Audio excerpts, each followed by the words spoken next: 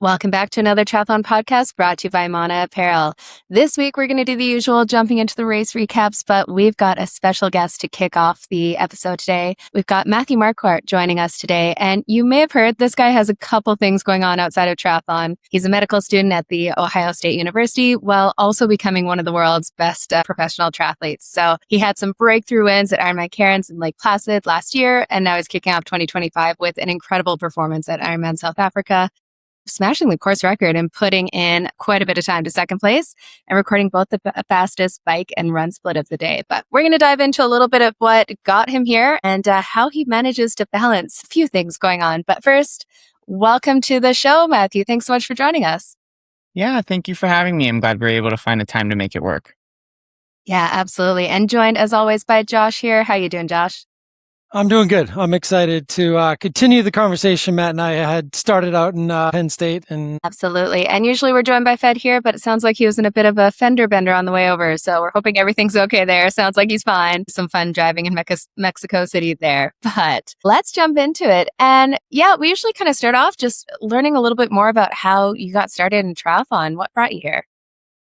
Yeah. So my start to triathlon, I guess in some ways was typical, some ways was atypical. And that my background was predominantly a swimmer. I swam at Princeton University throughout college. And that's, I guess, the typical part is that oftentimes, we come from either a swim or a run background, I think, for triathletes for the most part. And, but where it becomes atypical is really the inciting factor was COVID, and my senior swim season was canceled. And kind of partway through senior year, I kind of was like, oh, wait, I have like this period of time that I never had before in my life where I have like a month where I can do whatever I want, like over winter break, because we didn't have like winter training because the swim season was canceled. And like academically, like we were off from school, like I could have been working on my senior thesis, but I felt like, that I could push that off to later.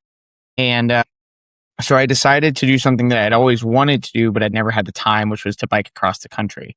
And so in December 27th of 2021, my dad and I got into our minivan and drove across the country.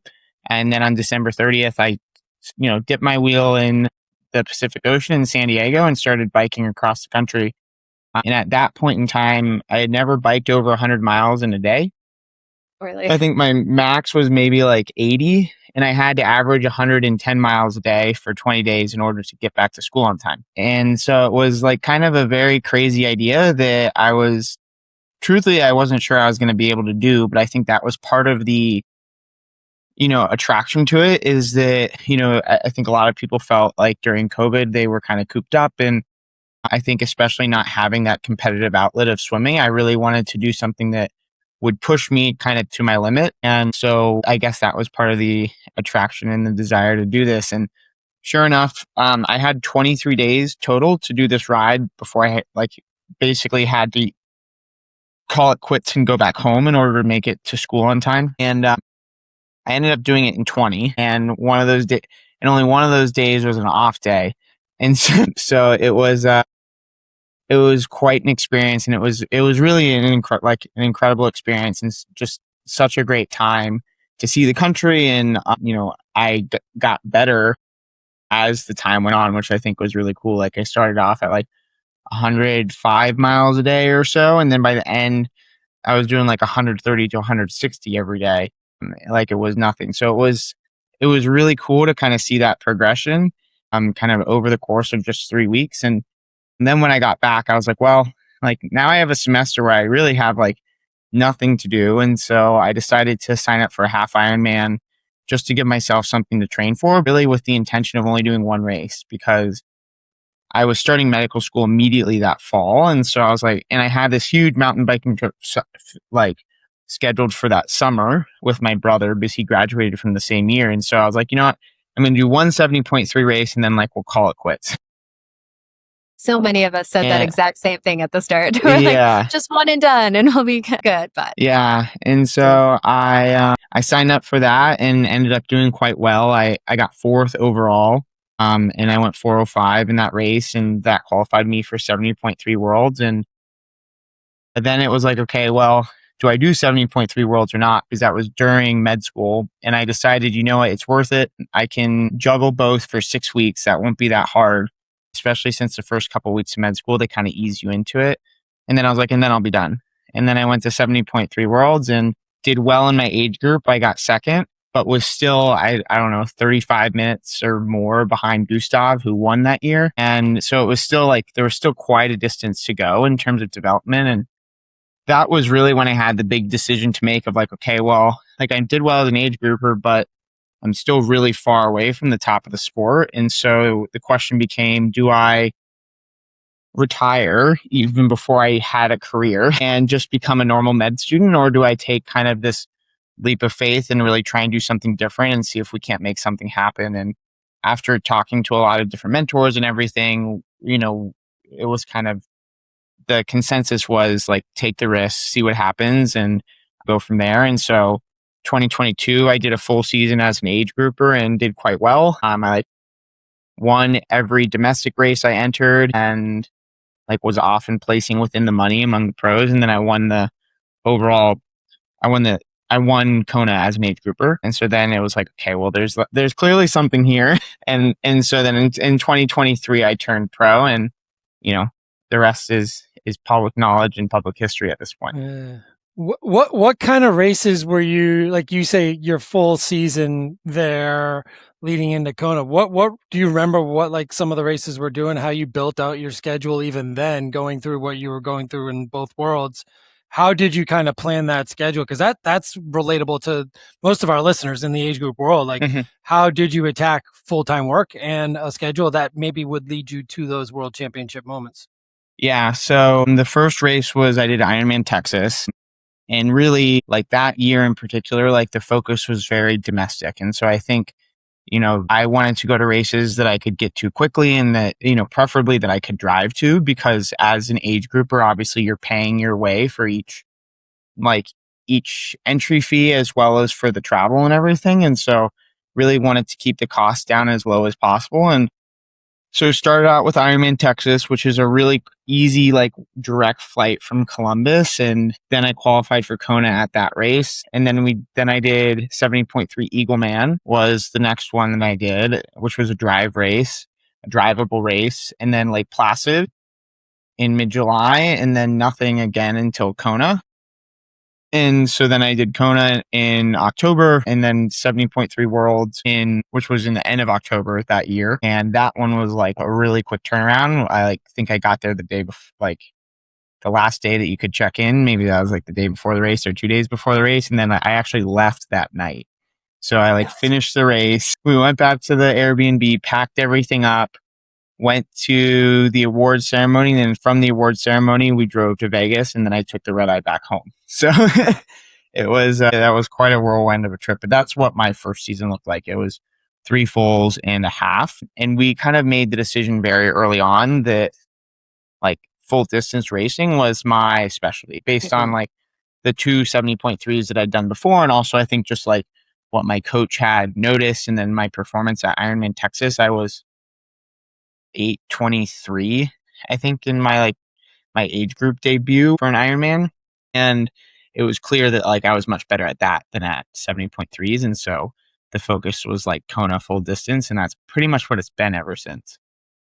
Yeah. And what with distance the did you side of things, go I was ahead, going to say, at what point did you decide to get a coach? Did you go into your first kind of training yourself, or did you get a coach from the start? How did you go about that? So pretty early on. So it was about 3 weeks into training for that first 70.3, mainly just because 2 things. One is that like I originally was like, oh, I'm going to save money and I'm just going to train myself, which I think is what a lot of people do. But then I kind of realized like basically what I was doing is I was like going to swim practice, because we still had swim practice even though there wasn't a season. And then I would like run and bike, and I'd basically like go out and like go as hard as I could on a run, or like go as hard as I could for an hour or 2 hours on bike. And like 3 weeks in, I was like, okay, maybe this isn't like the most productive. And I'm a really big proponent of like kind of delegating or distributing knowledge whenever you can. And so what I mean by that is like, you know, I'm working to become a master in head and neck cancer surgery, and that's going to take me 10 years total to get there. And then obviously you keep learning even once you are out of kind of medical school and residency. And so like that's 10 years of time and knowledge that you build up. And like I view a coach as the same thing, as like if you have a good coach, they have all this wisdom and knowledge that like you can't really just like learn in a weekend. And so like this is bad. I don't even remember the name of the book. I think it's Peak by Eric Anderson or something like that. I think I'm butchering that, but basically it's a book about like mastery, and it's kind of there's this whole principle of, it's not about like the number of hours you practice. It's about something called deliberate practice, which is you're not just, in the cycling world, or let's just say swimming, it's not just about like you going and doing 5,000 yards in the pool mindlessly. It's about doing 5,000 yards in the pool and really thinking about every single stroke, your technique off of every wall. And also just this idea of the best way to get better is by learning from a master. And so that's kind of my whole philosophy of why I think a coach is one of the best investments that anyone can make in the sport of triathlon, because like you just can't, people spend years, decades, getting all this wisdom and knowledge, and like you can't just replicate that like in a month or 2 months. So like 3 weeks in, I got a coach, and I've been with him ever since. So we have a really good working relationship at this point. All right. Takes a certain coach to be able to work with your schedule first and foremost. So if you find one right off the bat, you might as well stick with them. Yeah. There's a lot of learning there, I would imagine, on his end. Yeah. And I do feel like, it's really interesting.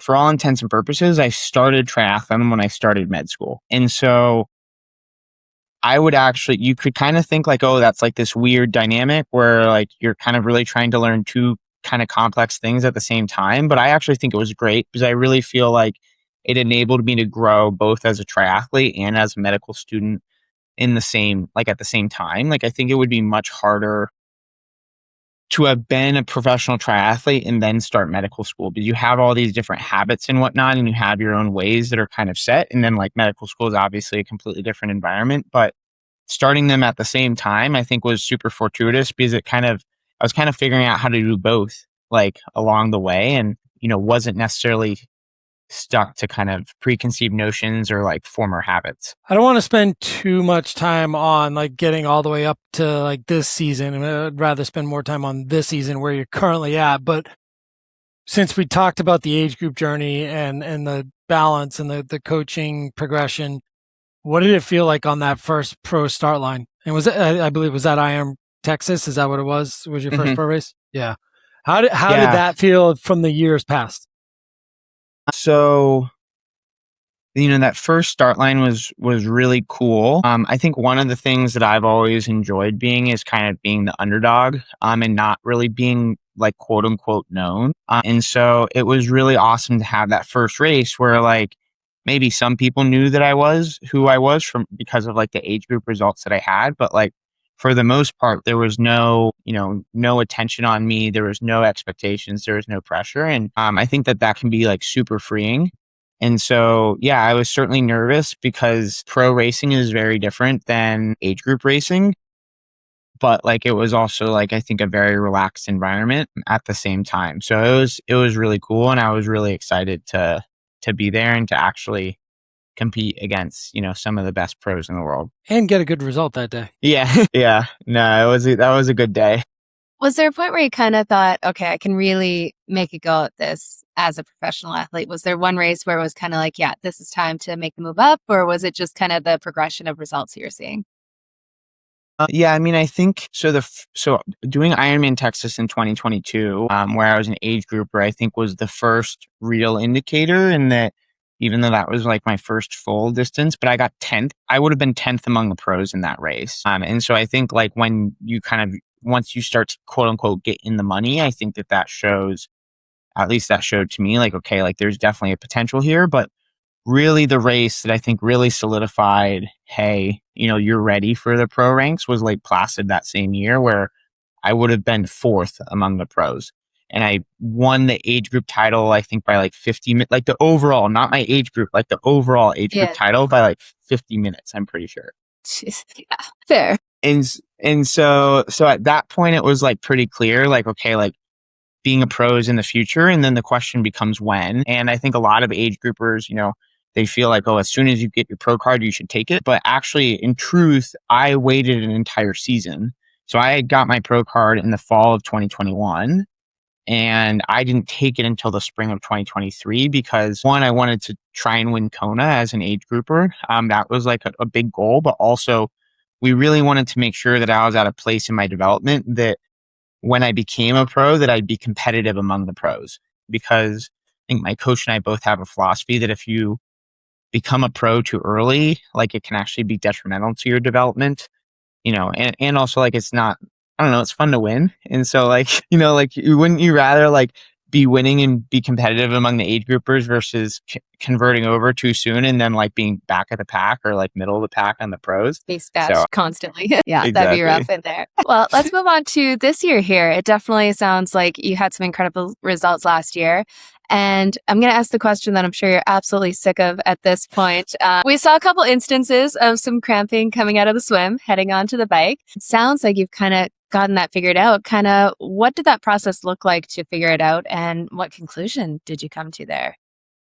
Yeah. So it's really, it's really interesting in that starting at 70.3 Worlds in 2024 through all of last season, I always cramped within 5 minutes of coming out of the water. Yeah. Never during the swim, never during the run. It was always kind of in that transition period from swim to bike. And, it was super frustrating at first because like here I am, like I'm, a front or a near front pack swimmer and like I'm losing that advantage. And like also the cramping was really, really painful and it looked like it. Just like not fun. And so, it really was, a kind of a frustrating period overall. But like I kind of approached it the same way that I would approach any sort of problem or research question in medicine, which is like, okay, you think about it systematically and you try and identify anything that could have been impacting it, like anything that you've changed, anything that like, out there in the ether that's like been proposed as a trigger for cramping, and you kind of think about all those things and then you look back at either the races that have happened or then you test them at races going forward and seeing if you can't rule them out. So the important thing is not to do too much at once, which kind of stinks when you only like are doing like 5 races in a season, but it's super important that, just to kind of try one thing, see if that works, try another thing, see if that works, because if you try 4 things at once, some of which might be like have a benefit to performance, if you do 4 things at once and that gets rid of it, then you don't know what caused it. Yeah. And like you don't know what you can put back in necessarily, or if it was a combination of things leading to it. And so we kind of systematically did, tried to figure out like, is it the wetsuit? Is it the temperature of the water? Is it the duration? Is it the length of the race? Like, is it 70.3 versus an Ironman? Is it electrolytes? And so we kind of tried all these different things and none of them were working. And then pretty much after Worlds at Nice, I felt pretty certain that we had ruled everything out except for one thing, which was the carb load that I was doing. Because that was the one thing that like I had basically started doing at 70.3 Worlds, continued to do all through last season, and like cramped every single time in the same kind of pattern. And so then like in my mind, it was like, okay, I don't understand why this would be causing it, but like, I think it might be causing it. And so then then the next step is obviously to test it. And so I was going to test it at Ironman Cozumel, but I ended up pulling out of the race like the day before because I got like I kind of freak pulled my glute like the Saturday before the race. Jeez. But like I went down to Cozumel because I thought that I would be ready. And so that whole week was like a normal race week. And so then I tried it there. I was like, okay, I'm going to do a reduced carb load and we're going to do a simulated swim the next morning into a hard like 10-minute bike and let's see if we can do it. And so if we see if we can get rid of the cramps. And sure enough, I was able to do that and not cramp. And that gave a lot of confidence that like, okay, that is probably the carb load. It's not exactly like a race scenario because it's important to know that it was in the heat too. And like I was fine and the water's warm. And so there's like all these things that like was pointing towards like, okay, maybe it's this. And so then South Africa was really the first true test of whether or not like the carb load was actually the trigger. And so kind of did the same protocol that I did before Cozumel and raced South Africa and didn't have any cramping. So, and I haven't had any cramping since. So, it's definitely, that's definitely the trigger, is overdoing the carb load. Like I was doing more like a 12 to 14 gram per kilogram carb load. Okay. And so now it's more just kind of like a normal day of nutrition for me, basically. And that's, and that so far I haven't had any problems at any of the 3 races I've done this year so far. So I think we've kicked it. And yeah, sure enough, I won't be taking in that many carbs the day before a race anymore. Fair.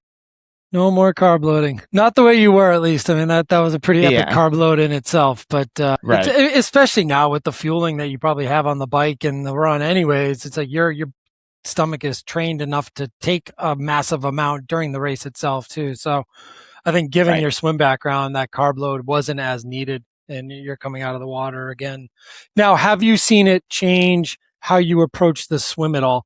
Like, because you, like you said, you were front pack leading out swims. Like, do you now find yourself back of that front pack, mid pack, or chase pack, or has any of that changed? Yeah, I mean, I don't really think that I've had quite as good of swims as I have in the past, and I think that's more driven by just the challenges of training during medical school, and that, like, especially when I was in rotation, like when I would be in rotations, it's really can be hard to fit in a swim because the pool only opens at 5:30 in the morning. And, like I have to kind of leave my house at like 6:20 to be wherever I need to be. And so it can be really, and then if I go at the end of the day, the pool's super crowded. And so it's like, you kind of get in this, rock and hard place type of a situation in terms of getting in a super good quality swim. And so I don't think the swim's been quite as high as it has been in the past. So it'll definitely be a focus kind of for the second half of the season of really to try and like improve the quality of those training sessions. And yeah, definitely. And talking about kind of that cramping, it sounds like South Africa was really that race where, it turned around, you got over that, and it absolutely showed in the performance. I'm sure an Ironman feels a lot better if you haven't just had your legs cramping and that pain and soreness afterwards, but you absolutely smashed that race. Do you want to tell us a little bit about your day out there and how, just how it felt? Because you had a crazy time out there. Yeah. So, I mean, it's a lot more fun when you're in the race from the beginning. Yeah.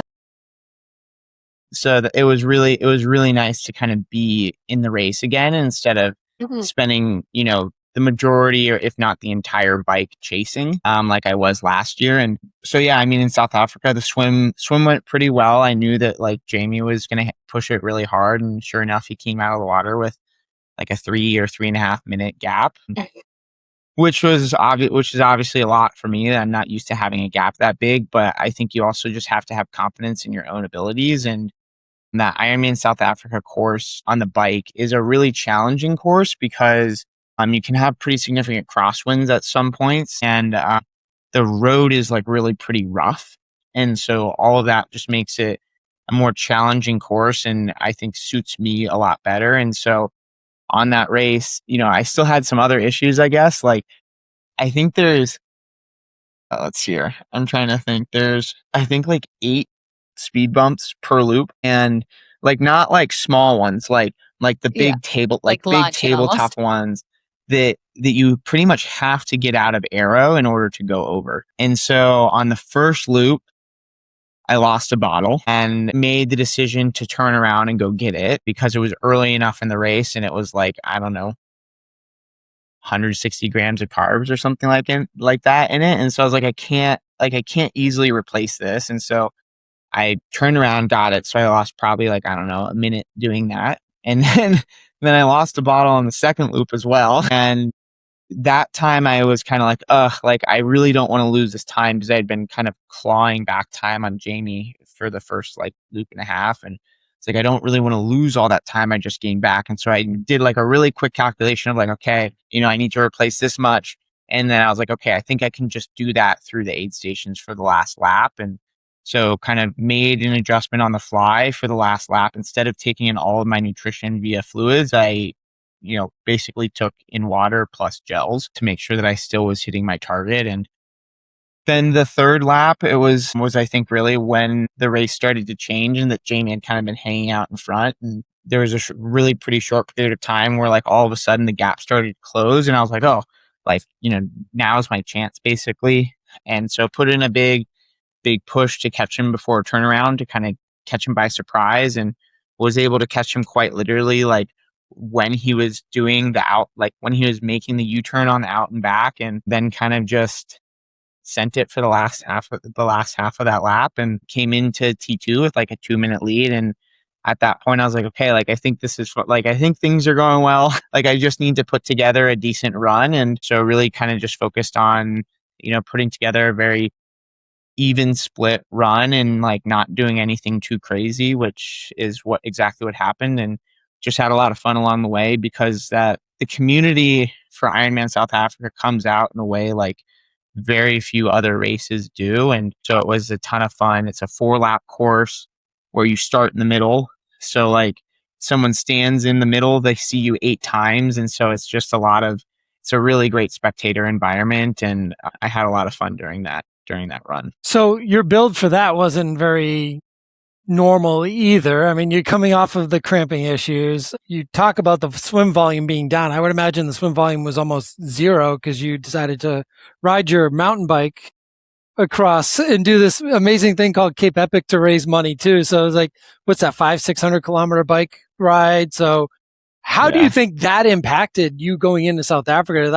Did it flip a switch in your bike? Now your bike's always been a strong suit, but it seems like it's taken it to another level this year.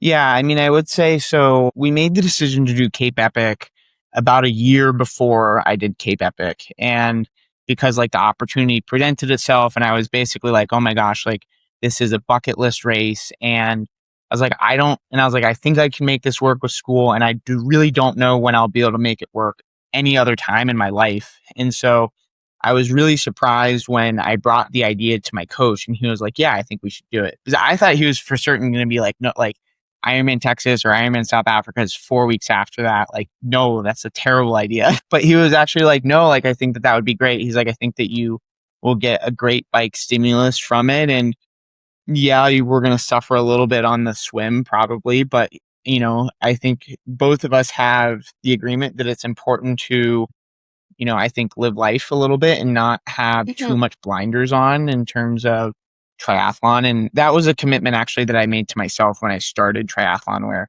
as a swimmer in college, I was like, fully locked in on swimming. And I think I had a phenomenal time in college, but I also think that being so locked in and focused on swimming kind of meant that I missed out on some things that maybe I would have done otherwise. And thankfully, I actually got some of those experiences during the COVID semester. But basically, I decided, when I do triathlon, I want to make sure that I'll be focused on it, but also that I don't let the rest of life go by and that I still take advantage of, life experiences. And so, I very much wanted to do Cape Epic. It was for an incredible cause, and that's an important thing to me too. And so we were just kind of like, yeah, let's figure out how to make it work. And, whatever happens, happens. And, so we did it. And I had an incredible experience, and it certainly was a really great bike stimulus. But also because the run and the swim like wasn't a normal build into South Africa, there definitely was, I think, some insecurities in kind of my overall fitness going into that race. And, basically I just had to be like, okay, we're just going to do the best that we can and build the rest of the season from there. So, and I think we've done that pretty well. So, yeah. Well, it led to the fastest bike and fastest run in South Africa. Something worked. Yeah. Yeah. It still turned out okay. Definitely. So talk us through how your year has kind of gone since then. We're heading into World Championship season soon coming up. But yeah, how has the rest of your season been? Has it been fairly smooth, ups and downs? Where are you at?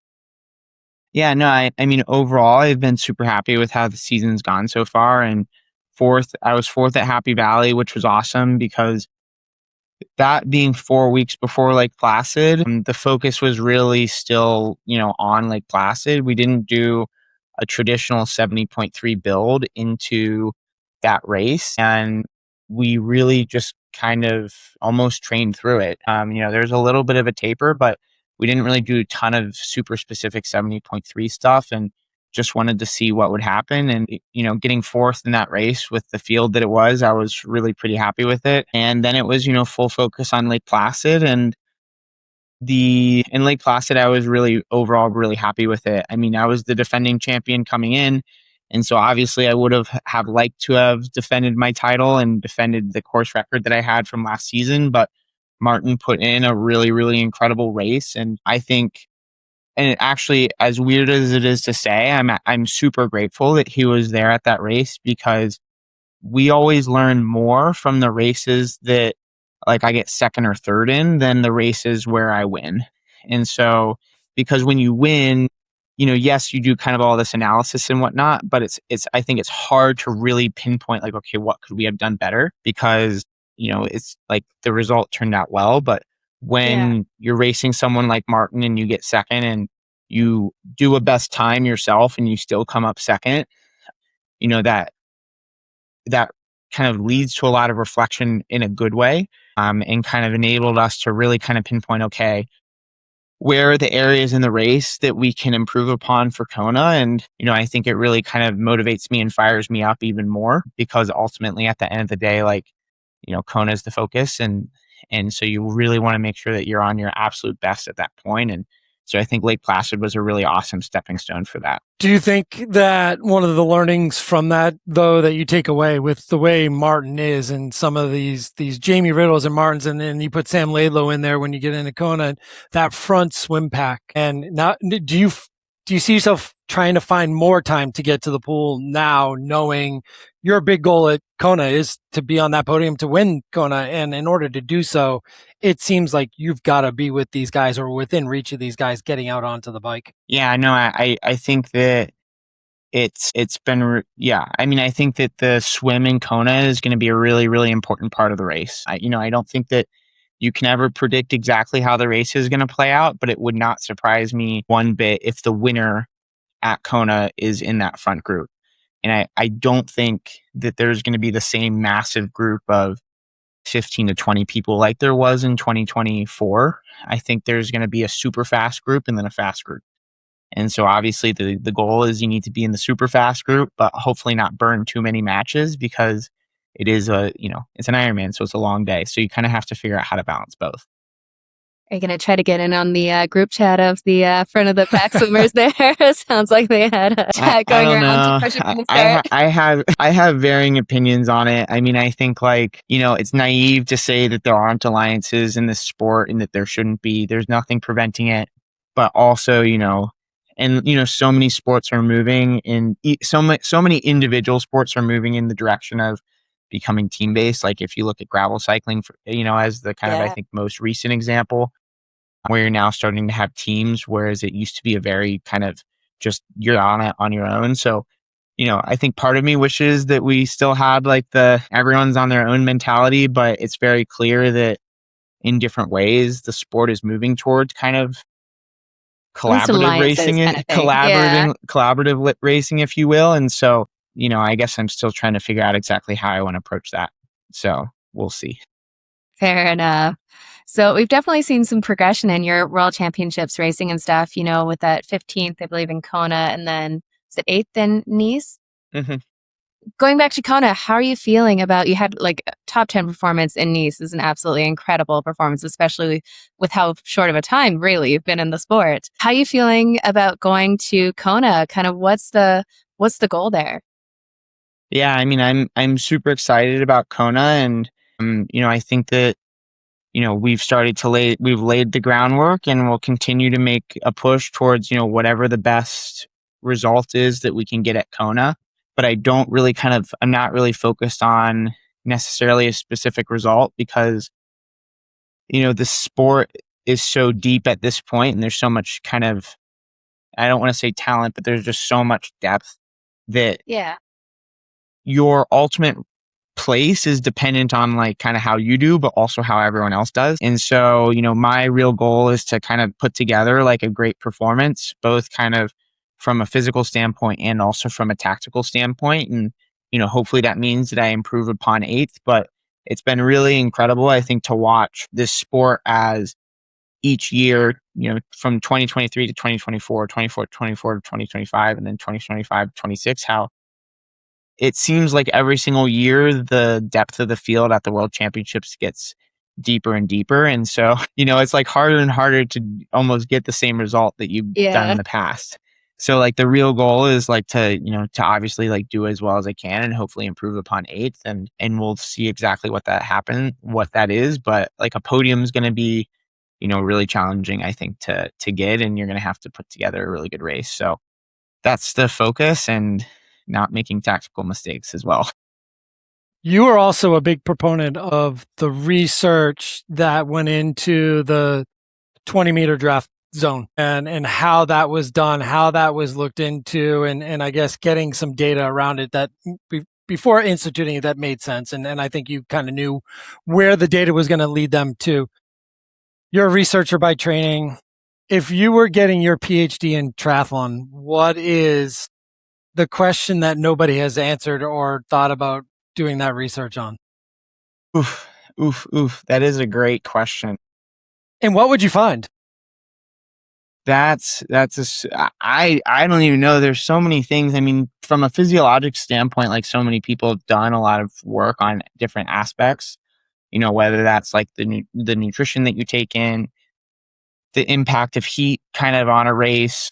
I think that there's been a lot of work in cycling on kind of the aerodynamics and, how the interplay between, different riders, if you're looking at either like an individual time trial or the impact of just being in the peloton or the impact of like a lead moto.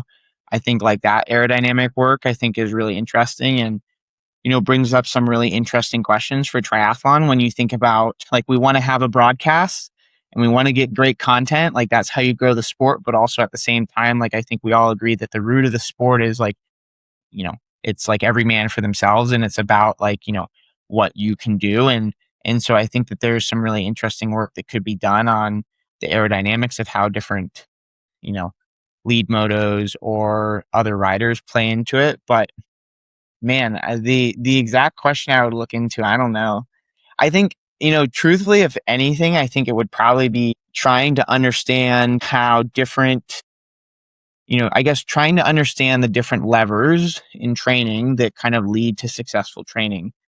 Because I've found it really fascinating how there have been periods of time in my development where I seemingly do everything wrong when it comes to recovery, but I still will end up having some of the best training that I've ever had. And so I think it would be really fascinating to kind of somehow create a study where you could take all of these different things that influence your performance in training and in racing and really try and figure out like, almost like a weighted average of like, okay, this, sleep, nutrition, consistency of training, like it's all boring stuff. Like, there's not like one supplement that's gonna like, change the game. It's all the boring stuff, but it would be really fascinating to understand like, okay, how much does, getting 10 hours versus getting 8 hours versus getting 6 hours of sleep really impact your ability to perform in this sport. I think that's probably kind of what I would be the most interested in, because there are times where I'm like, man, I'm getting like 6 hours of sleep. I'm like probably not drinking enough and, working out like late. I'm working out super or like at 3 a.m. or like at 8 p.m. and like somehow things are still trending in the right direction. So I think that would be a really interesting question to try and explore. That'd be interesting. I like it. I think we could find 100 triathletes to go live in a dome like it was COVID basketball or something and do that study for a few years. Right. I'm sure. Well, we've got a couple of quick fire questions that we like to ask on here just to get some insight. So first one here is, what's the weirdest thing you've ever eaten during a race or during training? Maybe you've been like bonking onto the side of the road or on that Cross America ride. Did you ever have any interesting gas station stops maybe along the way where you had something weird? I think this question was created for Matthew. Yeah, I mean, on the cross country bike trip. Two things. One is that I didn't really know anything about nutrition at that point. And so my nutrition predominantly consisted of like a really big breakfast. And then I'd go biking for 4 hours and I'd have like 3 go-go squeezes and like a packet or 2 of almond butter and then 0-calorie Gatorade. Perfect. And like, then I'd get to lunch and I'd be super hungry, like shocker. Yeah. Like at the beginning of the trip, it was more like rice. I'd have like salmon or whatnot. But then by the end of the trip, I was just like, I just need calories. I was like, I need like whatever. And so I would have my dad go and get like a pre-made cake at like the local grocery store. And then my lunch was like quite literally just like a 6-inch cake. And then I'd like go off some more. I'd go for another 3 or 4 hours with basically not eating. My goodness. So I think that's probably like one of the more interesting things that I've had during training or whatnot. And then like, even, I don't know, there have been times where like I'll get like, I don't know, I've gotten like a slushie at a gas station before or something like that. But those are sugar. You're just like, you need sugar. But I think the cake probably is like, there's literally a photo of me from the cross country ride, like eating the whole cake. Amazing. Next one is, if you had to race a triathlon and Ironman as a pair with another pro, who would it be and why? Now, this could either be someone who would be fun to spend the time that it takes to do an Ironman with, or someone who would push you to go faster. I mean, I did some stages with Ben Hoffman for Cape Epic, and I think we had a great time. So I'd probably pick him just because I think that we get along well, and I think it would be a good time. Awesome. That'd be fun. If triathlon had a fourth discipline, what would be the activity you could add that would give you the edge over everyone else? Give you the edge. Well, I mean, I think it like would then need to be like standing in a corner for 10 hours or something like that, because med students get really good at that. How's he going to relate this to med school? There's got to be something. Right. Didn't expect that answer though. There's something to the muscle specificity for sure, standing around there. I find I can go run for 3 hours. My feet are fine. If I walk for 3 hours, my feet are so sore. I feel so tired. Yeah, and then standing for 3 hours, I think, is even worse. Oh, man. Okay. I like it. That is definitely one of the more original ones we've had. Let's see. Do you have a guilty pleasure song that gets you kind of pumped up either before a hard workout or race morning? Not really, actually. Because I kind of, when I work out, I mainly listen to like SoundCloud EDM mixes. And I've kind of gotten to a point where if you learn one thing about me, it's there are certain things that I spend a lot of energy and time on, but then there's other things that I've decided are not worth the energy, like not worth the mental load. And so at this point, I basically just like let the algorithm take me to like wherever it takes me. Gotcha. And so I'll just kind of put on like whatever was on next, and whatever comes up next is good. Flow into it. I like it. Yeah, exactly. Let's see. Last one here is, what piece of advice have you been given over the years that still really resonates with you? I think twofold. I think there's kind of two things that are highly related. I think one is this kind of saying, or this, I mean, both of these are more sayings or mantras, or just kind of like perspectives on how you live your life, which is, one is the importance of being intentional with whatever you do, and really kind of living life actively versus passively. And kind of along that same lines is the kind of concept of, if you really want to be elite, you need to be elite in like every aspect of life. And, so that like, if you really want to be like one of the best, like you can't just let one aspect of life, like you should strive to, not entirely focus only on triathlon and then be a really, excuse my language, shitty person, like on the other side. Like if you really want to be the best, which is, I think, like always my goal is like, how can I get better and how can I do better? It's you have to think of it holistically versus just as like. I like that. Yeah. And he walks he definitely walks that talk too, because I saw it at Happy Valley, where hours after the pros awards were done and most of the pros are gone, he had a flight to get and a paper to submit, yet he was there handing out a medal to his friend that was going to cross later in the age group race. And then I believe we saw you in the background of Paula and Martin in Lake Placid, and there you were at the finish line late at night too. So now, kudos to you for doing stuff like that. I appreciated the chat we got to have after I finished it at Happy Valley, and being able to do that same course. And I've said it a couple times in this podcast, I'd love that bike ride. I hope we get to go back and do it again. But I haven't done as many races as you have. I will get to do 70.3 East this year, so I'll get to do half the ride you experienced. Awesome. And we'll see if we get out of the water and get up that hill. But no, really appreciate you coming on, and would love to hear from you so we can let our listeners know where can they follow some of the research and fundraising that you do that backs a lot of it. And I know you're constantly in I think it's St. James Kit. And do you want to kind of speak to the foundations that you do some work for?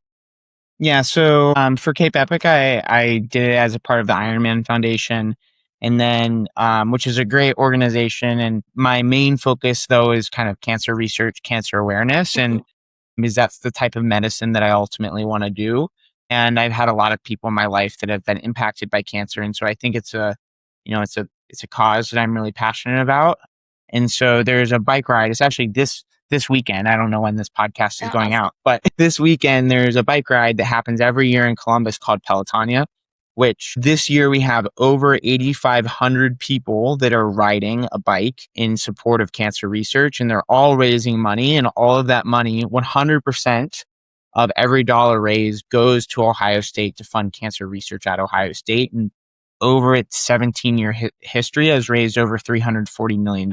And that research goes to things that like I work on, that other people work on, really like clinical trials. Like it goes across the whole gamut of kind of cancer treatment and survivorship. And I think it's an incredible event, and it's always super emotional. I almost always cry during it because you're riding with the doctors, you're riding with people that had family members that died because of cancer. You're riding with like cancer survivors themselves. And it's just like really, really great event. And so you'll see a lot of stuff on my social media over the next like week or two about it. And there's a link in my bio to kind of go to my page directly and support the organization. And just know again that every dollar that you donate to me goes directly to a cancer researcher. So, which I think is like really special. Absolutely. Cool. Yeah. Thanks for sharing that. And we sure appreciate you taking the time today. We know you got lots going on here, but for the listeners, we'll go into the race recaps after this. But first, just wanted to say, thank you so much for joining us today. Of course. Thank you for having me. Thanks, Matthew. And we're back after a great chat here with Matthew Marquardt. Definitely interesting to get his insights into kind of his history. What do you think, Josh? It was great chatting with him. Yeah, I think we've talked about having him on a number of times, and he's been throwing down some good results. Not very long ago was an age grouper, but really wasn't an age grouper even from his first race. It's like he's throwing down like a 4:05 in his first 70.3 with barely any training. So I was like, the progression from age grouper with quotes into his professional career was short, but it was very obvious that that's the path he wanted or should be taking.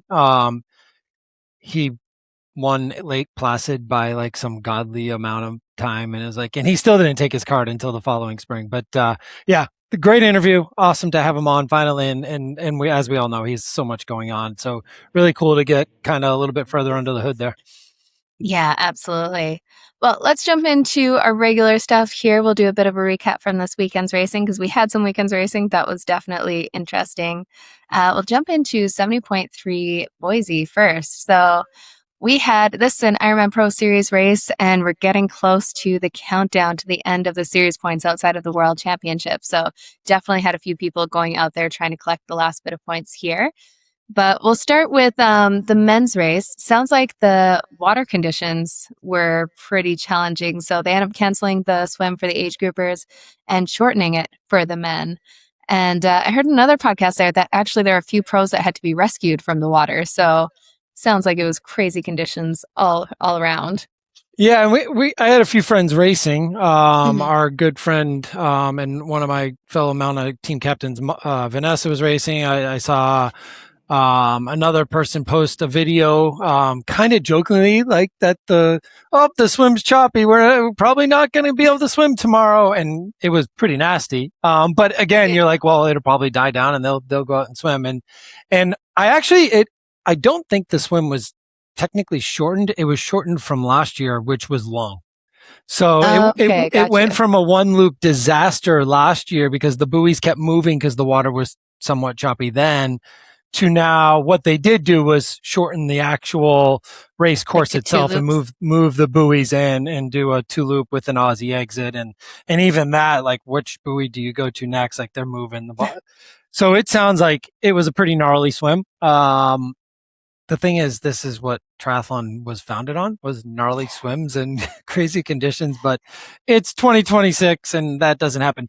The good thing out of this is the pro men and women raced a full distance swim on a day where even that would have been canceled or shortened in the past. And that is a step in the right direction.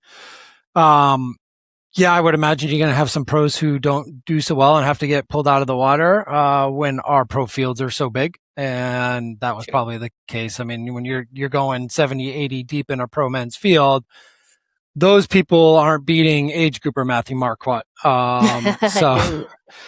So there's a big difference between the top 20 to that 60, 70, 80 pack. So yeah, but it ended up making for a really good race and no asterisks for anyone, especially the man who took the tape. Exactly. So we'll dive into it here. So sounds like Ben Fowle led out of the water with Vincent Louis just behind him, and Brock Hull was third. And then we had, I think the note here was Sam Long was 2:32 behind, which in a choppy swim for Sam Long, that's an excellent swim, like a really good swim. Yeah. So it sounds like from there, he just let it rip on the bike. Strongest legs in triathlon, he likes to say, tore into that bike with a crazy bike split of 1:52.37, a new course record, which put him 3 minutes ahead and 4 minutes ahead of Louis into T2. And then basically he just ran his butt off and made it to that finish line.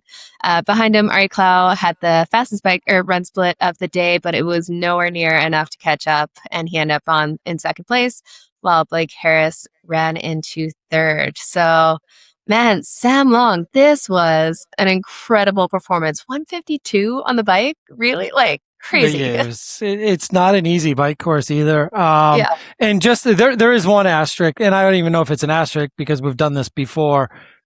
Triathlete Ben Randall ran his way up to 12th from like 35th off the bike and ran a 1:07.39. So he actually outran Ari Clow. And he got up to 12th. So it's still respectable. He's one of those swimmers who had a tough day. I think he was like a 35-minute swim. But it's kind of interesting. Vin, I think a lot of us kind of expected a lot out of Vince, and this was going to be his last 70.3, most likely, based on his announcement that he's going to retire at Kona from professional racing in triathlon. So this was kind of his last go at a 70.3. Yeah. He's coming across the pond to race in Boise, Idaho. So you're like, all right, well, like we talked with Matthew, you're going to go elite. You got to be elite at everything you do. So kind of figured he'd show up. And I actually just noticed this looking at the results, and Ben Fowle and Vince Louis, short course backgrounds, front pack swimmers, usually fast transitions. Sam Long took 12-13 seconds out of the two of them in T1. Yeah. So he was already going. He was he was in his Jonas Schomburg mode and he had flying. The fastest T1 and T2, like all around. Like he let it blitz. Just no joke. No joke. And on top of the bike too, like, and I was able to watch all of this race, and it was fun being part of like the YouTube chat and like the community coming around to this, because it was a really awesome day for sport in general. On Saturday, it was Boise going on the same time as WTCS London, the same time as like the climb of Alpe d'Huez and the descent of and like Sepp Kuss almost dying off the mountain. Like all this stuff is going on in the Boise YouTube chat. So really, really neat. But Sam Long did this ride without a bike computer. So I was like, oh, really? Of all the rides we probably want to see the bike computer data on, this is it. And he doesn't have it. So he just went and absolutely just sent go it. hard, see what happens. And I actually kind of listened back. I was on my trainer the other day and I threw on our podcast in the background as I was riding. And I was actually pretty damn spot on with how Yo was going to attack this race. And there was going to be a lot of like anger and angst, but it was more towards himself and not towards any other person. It was just like he was going to go after it and send it. And man, he I don't know if we've seen a performance as good as this one from him. And it's hard to say because of the field and being pushed. But Vincent Louis, no slouch. Ari Clow right now is no slouch. And he beat these guys by 5+ minutes. And it wasn't ever close when he took the lead on the bike. It was over. Yeah, absolutely over. Crazy day racing. It just, man. And we've seen some fun races with him. I don't know if it was a really incredible performance, but we've seen him have some like battles with Lionel Sanders and stuff where they're going head to head and racing in there. But this was so cool to see him just back doing what he does. And you got to wonder that, like, no bike computer, just go hard, go by feel, don't overthink the data. Because I think even sometimes, like amateurs and pros alike, you can see maybe you're not seeing the numbers you want to see and it kind of gets you down, or you kind of have that emotional response to it. To just go out there with a mission of absolutely smash himself on the bike and see what happens, it sounds like that was kind of the goal. And reclaim, you got to think there's a little bit in the back of his head with Ari Clow, like just be like, no, I'm still on top here. Yeah, no, absolutely. I think if there was any message to be sent, it was probably Ari Clow more than anyone else in that field specifically. And just for Sam himself to know, like, Chattanooga was a fluke, and even Happy Valley, like, okay, maybe wasn't ready. I had the bike issues, things not showing up, wearing other people's clothes, whatever.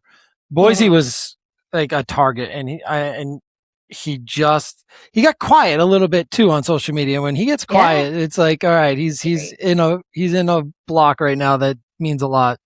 There was some word that he was maybe a little bit battling some type of a run injury, but that was the question coming off the bike. Like, okay, he just threw down a 1:52:37. He's way out in front. What kind of run is he going to throw down? And he throws down a 1:10:45, which is above kind of where he's been running in recent history too. He's been like in that 1:12, 1:14 range, and now he throws down a 1:10:45, and nobody's catching him with that lead at a 1:10:45. Yeah. And notably too, like Ari Clout, like having an incredible performance here, he is definitely starting to make himself known. We've always kind of known the name more from like a social side of things and just being involved in the sport. But this year, he's definitely having a bit of a breakthrough and really showing what he can do, which is fun to see him coming up that way and really making an impact. Yeah, I mean, a 1:08:32 off of a 1:57 bike split. I mean, a 1:57 bike split's amazing, just not on this day. Just not on this day. 1:57:09 is putting him on the top step in most places with the 1:57:108 run. He's still got work to do on the swim, and I don't know if that's ever going to get there. But we're talking if he can get 30, 45 seconds better, a minute better, that's huge for him because he is right there in most of these races. And sounds like he was having some cramping on the bike too. Like, so it wasn't a clean bike for him. But the run was there. It's crazy too to look at Sam and Ari when they were running on this broadcast. And the broadcast had some moments, but it definitely picked up in the run. There was some side-by-side shots of the guys in the girls race. There was some quad box over and over again, especially when it went to an all-female race and the men were done. It had like 4 different shots of the 4 women that were trying for the top 4 steps there. And so that was really neat. But you could see Ari and Sam are just running in a different world, whereas like other people are gritting their teeth and getting through. And it was getting like 90, 95, 100-degree Fahrenheit. And like for the age groupers too, it just got brutal later in that day. And there's been wildfires in the area too. So for the guys, Sam's like, all right, if I finish in 3.5 hours, like the clouds aren't even going to be burnt off yet for the morning. So we'll be good to go.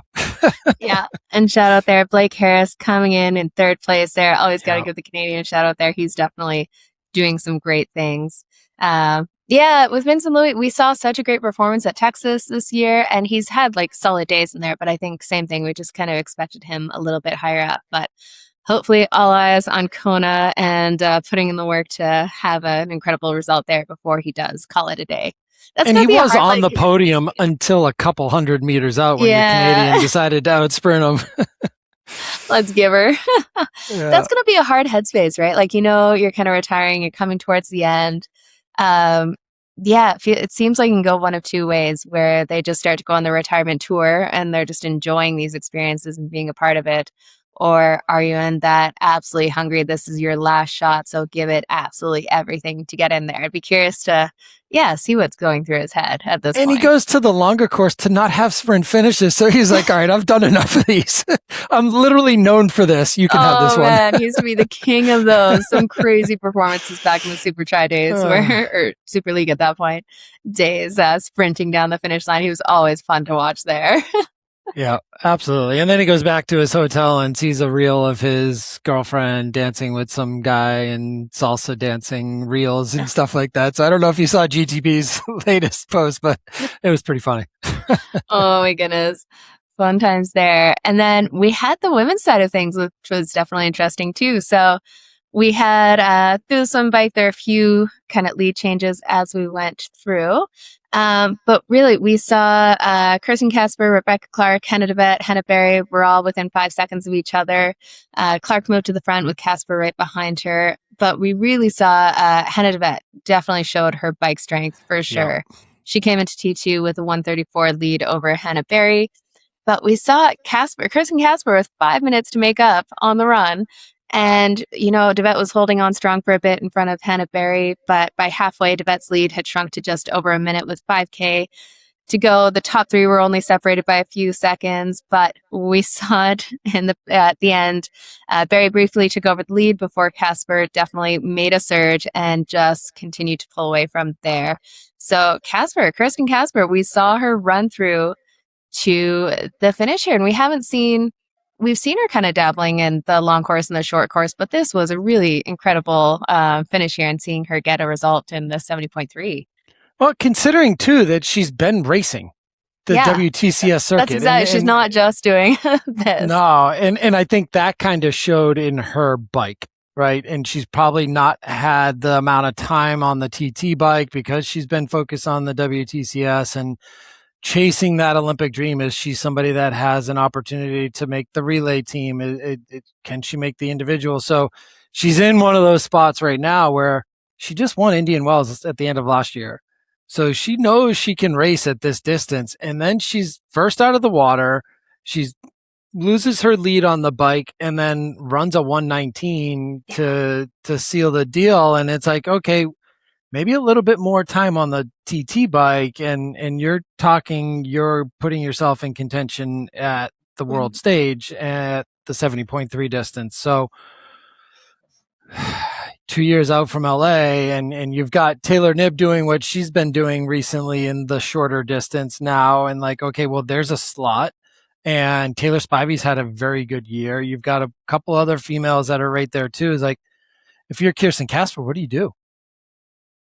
It's so hard, especially with the home Olympics, right? Like, I think that has got to be, if it were anywhere else, I think it'd be more enticing just going the long course. You're starting to show this form and getting some results. Yeah, the American team has a hard time saying, I'm going to give up hope on this. That is exactly it, especially with LA. But the thing is, we don't see, like we've talked about before, we don't see people go away from Olympic distance and come back and perform in the short distance. So I think this is kind of we're seeing on the Taylor Knibb side, and like Kirsten Casper and some of the other athletes here. It's the point where you need to go all in on Olympic distance if you're going to have a chance at a result in there. And still, like, there's no guarantees on the team either. But, not winning in the Olympic distance with the Olympics coming up, and here you can go rock up to a 70.3 and get the prize money, get the points, get the win. That's got to be on her mind a bit, right? Well, and she's got a pretty good advisor crew around her. Her husband, she could literally roll over in the morning and be like, hey, so what do you think we should do now? Because he's been there, done that, and been to the Olympics and then gone to the longer distance himself. So I'm sure this is something they're talking about all the time. And it was a cool weekend for them. I think it was Matt's 35th birthday over the weekend too. So happy birthday from your wife with a nice little tape in Boise. So yeah, it was a really good race. I think a couple of surprises on the women's side. I did not expect Lydia Russell to be as far back as she was coming off the bike.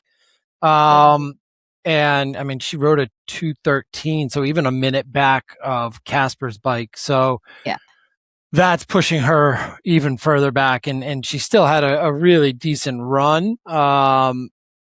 I think Marissa Lovell ran a 118, and then Casper was second with the 119, and then it was Lydia Russell. But we've seen better out of Lydia. I think the bike is something she's learning how to really push herself again on the bike and maybe get comfortable with her positioning.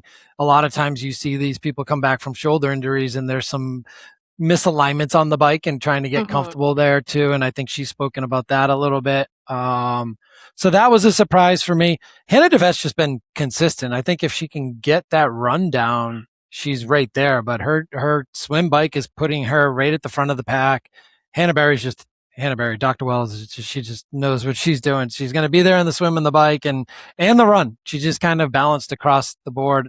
Grace Alexander dropped back a little further than I kind of expected. And Rebecca Clark had a better day than I would have expected too. She just kind of was there all day and hung in. And a lot of times we'll see her there on the swim and the bike and then maybe drop a little bit on the run, but was able to take in fifth and Grace sixth. And Grace has had that run where she won back-to-back weeks already in North America. So kind of expected her to be up there on the podium. And that was probably my bigger surprises of the weekend for the females.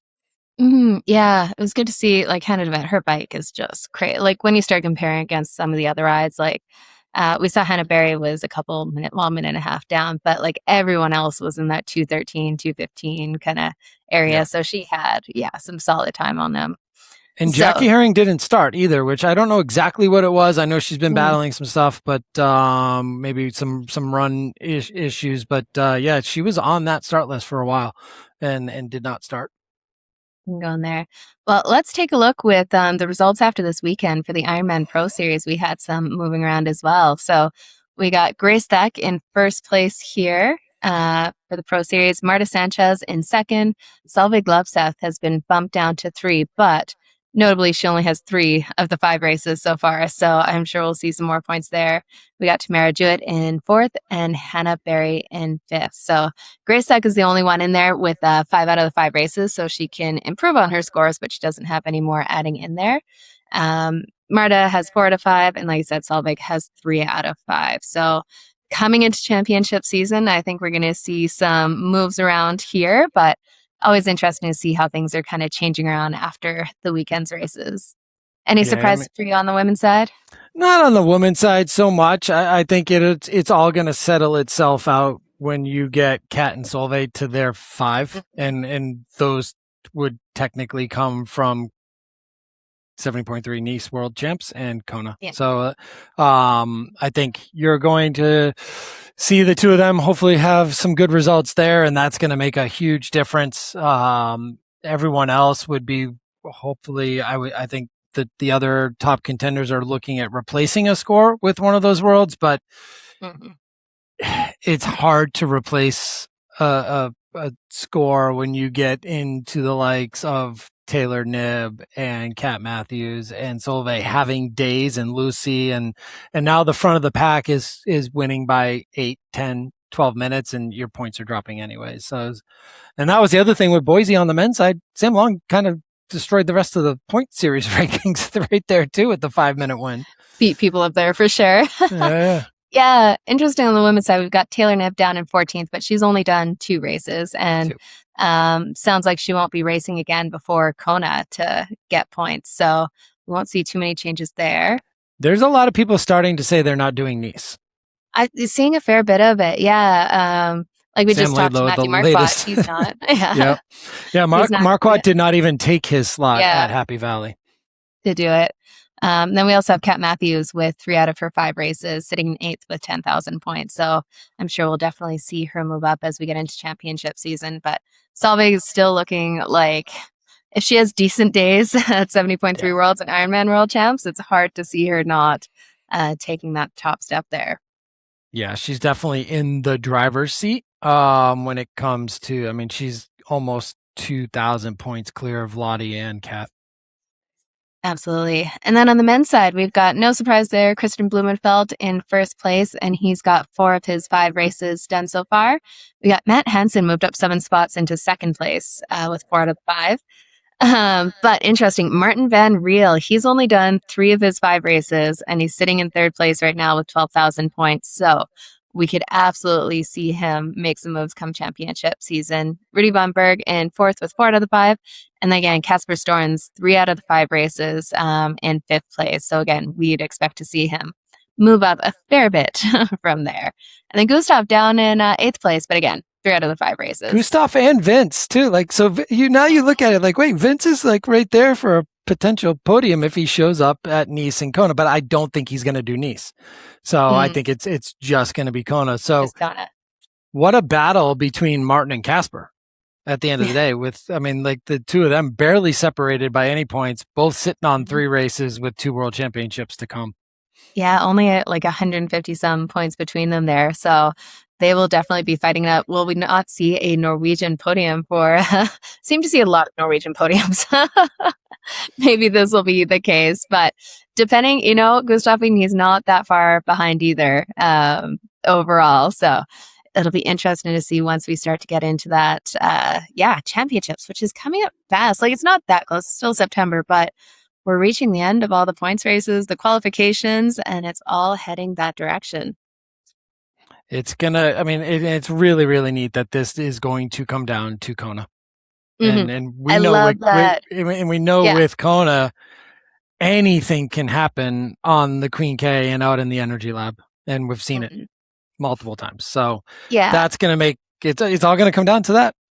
I think that's such a better setup than we had last year, kind of the Pro Series determined in Marbella after Kona. And, you don't have all the athletes there and different people are in and out and stuff. So Kona should definitely be the stopping point. But that makes it more challenging. I think, we're going to see Chattanooga next year in the middle of the heat of the summer. And I'm guessing a lot of that is because they want to have the Pro Series end in Kona, as I think it should. But that means it's going to be some hot racing in Chattanooga.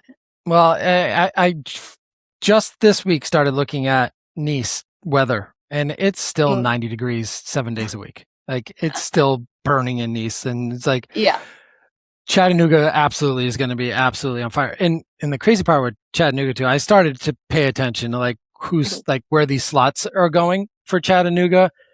They are not slotting down. There's no such thing as down anymore. It's go to get your slot because you finished first in your age group and maybe second or third. And depending on your age group, maybe it goes a little further down. But I saw there was a kid I raced in Happy Valley, younger kid, I think in the 18 to 24 bracket. He raced in Happy Valley. I saw he raced in Maine and threw down a 4:05 in Maine and didn't get a slot. Oh, geez, crazy. But that was 4th in his age group at 18 to 24. So it's nobody's passing on their Chattanooga slots at this point right now. And it's I'm going to argue against you and tell you why everyone needs to sign up for Ironman Calgary next year. So I didn't watch any of the racing this weekend because I was over at Ironman Calgary 70.3, running around there, sponsoring the event and stuff. And we had it going on in a new location, which was really fun. The vibes in Cochrane were so much better than kind of the previous location in there. And they've devised an epic course with just rolling hills on there, but the run kind of took everyone by surprise with a bit of hills, and we had a bit of heat for Calgary. It got up to almost 30 degrees, which is hot for here. Yeah. But Calgary is always the same. If you're looking for a 70.3 world spot for the next year's race, come to Calgary. We had, it's usually a significant portion of the field is newbies. And this was a bigger year with just under 1,400 athletes. So you have a smaller field. They're mostly newbies. It got to the point where I think we got down to 80 something in the, the age graded results in there on the men's side. And the women's side, it got to the point of come up, we'll see where your ranking is and kind of give it out from the people who got from there. People just don't go to the awards ceremony, don't get the roll down. So if you're looking for 2028, come to Ironman Calgary. If you're unless they decide to do 2028 70.3 worlds in Vancouver. Yeah, right. Then it might be the thing. Yeah. Yeah, it's just funny because it's such a newbie race. People go there because it's a good kind of access race. They don't know. They think I'm not on the podium, so I'm not going to go to the roll down ceremony. And I was surprised for a North American race how far it rolled down, but it's just really people don't know don't expect In it. North America, that's almost as far away as you can get from Chattanooga, though. So that's one of those things too, where it slides down a little bit longer, and it's so early in the year in the qualification. But yeah, but everywhere else, it's not sliding. But in the U.S. for sure. I've been looking at doing a destination race outside of Nice because like Nice is just going to be Nice and the World Championships and everything around it, but kind of with the ability to travel a little bit more, traveling for work, all these like points and flight miles and stuff building up, and wanting to do more destination type stuff for my wife and I anyways, have started to look at like what races could I potentially do next year. And one that I have looked at is El Giro, 70.3, which looks kind of neat as well. And I think that's like in that May, June timeline. So I'll let everyone know if I end up signing up for it, because I think that would be a cool race to do. Great timing for a potential Chattanooga qualification too, late in the process. But if it's something that people are interested in, but hopefully Jenna and I will be doing a lot of coverage while we're in Nice this year too, as well. So we're still waiting to hear back from Ironman officially on our media credentials and things like that. But we will both be over there getting you as much content as possible. Absolutely. That's going to be so much fun to go out there. And once again, just follow the pro race around, and I'll chase you around with the camera out there too, Josh. So I appreciate it. Well, I don't know if you're going to have to be chasing. I mean, you could be like, all right, speed up. I'm like, Berlin's in 2 weeks. There we go. Oh my God. Yeah, definitely excited for that. It'll be fun to be up close in there. I'll be at 70.3 Worlds in Nice, and then I'll head over to Kona to do some coverage as well. Not racing either one this year, but it's always fun just to geek out on the sport and connect with the community and shove microphones in a bunch of pros' faces. So they've always been so generous with their time, which is good. They do love it, and that is one thing that has always been really cool about this sport is the access that we have to the professional field. Not only do we get to race on the same courses as them, we get to communicate with them, and they're always pretty open to do so, and they just want to be like us as well. They can just eat, sleep, and breathe it a little bit longer than most of us can, and do it a lot faster. So speaking of faster, there was another race too this weekend that was super, super fast, and kind of the same old in terms of the final result. But what did you think of WTCS London? Yeah, so with that race, we're just seeing some crazy speed and the dominance of a couple key athletes here with Cassandre Beaugrand and Maddie Hauser are definitely tearing up the WTC series races this year and just absolutely on form. Always fun to watch these. I didn't get a chance to watch this one, so I'm going to go back and take a look in there. But it sounded like, just some incredible speed all around. A couple issues with cones and not being able to see the course preview, I heard.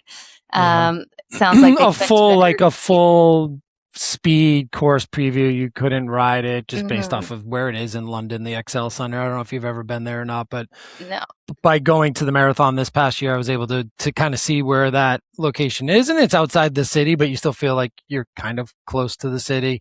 So it's definitely outside, but I mean, traffic around there is pretty crazy normally, and if they ever have any like transit strikes and stuff, it gets even worse. So it's not an easy place to ride or recon, and they didn't close the course for them to do so completely. You had to like do a portion of it, and it sounds like there were some changes made by the time they did the final course. And as usual with a WTCS race, just barriers in places that you shouldn't have barriers or don't need them. And these kids know how to race and go hard and go fast and take corners, and it's not an age group race. So unfortunate for Tilly and Nima for sure. Definitely. So at a high level here, we had the sprint distance. Like you mentioned, this was a T100 race last year, but we have it as a WTCS race this year.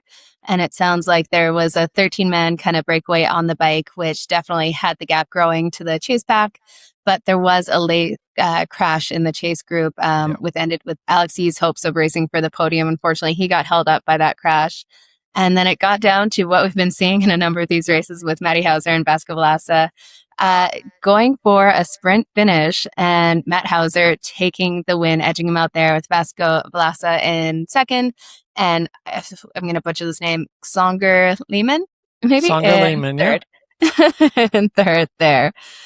So some fast and furious racing. And then on the women's side, we saw an aggressive Taylor Knibb solo attack off the bike there, trying to get some time.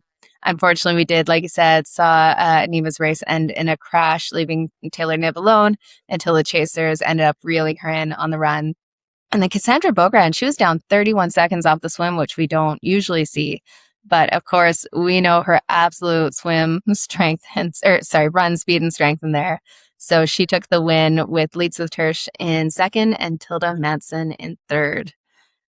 Tilda Madsen just keeps having performance after Showing performance up, after. Like, she just kind of like showed up, shocked the world with the sprint finish, and then has just stuck around. And then the Cassandre Tersch battle that we continue to see on and off the course, we got to see again. I was a little surprised GTB wasn't a factor. It would have been neat to see her up there with Taylor Knibb as well, on the bike. Like, if Taylor gets some help, can she stay away? And like, the two of them could absolutely get away. So that's something to keep an eye on when Taylor is in a race, and this is going to have to be her strategy. She still had a really good run, but she needs even more of a gap. And the only way she's going to get that gap is with help from somebody else who can pull, and who has told us straight up on this podcast that she loves to push the bike and see how hard she can go. And the two of them could be a difference maker going forward. So that'd be interesting to see. But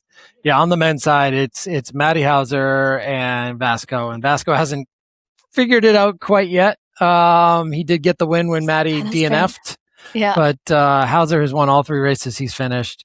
Vasco still leads the season series. So that's going to come down to it when it comes to the top spot for the overall season in the WTCS on the men's side. And then Cassandre's just kind of chipping away if she can continue to race enough. But there's some battles going on for the overall season too on the female side. Yeah, absolutely. Well, I think we'll call it a wrap there. And next week, we'll dive a little bit more into the latest T100 announcement that may have left a few more questions than answers at this point. But we will go into all of that, at that point, so we can really do a deep dive into it. Because we had way too much fun talking to Matthew Marquardt. Well, to cut it real short, T50 would be a lot easier to say than WTCS. Let's say that. True. Although the T50 will actually be 51.50 and then a 20, whatever that is. Yeah. We will get into it all. But as always, Josh, thanks so much for joining me here. Lots more fun ahead coming up with championship season. Awesome. Have a good week, guys. No racing this weekend, so go train.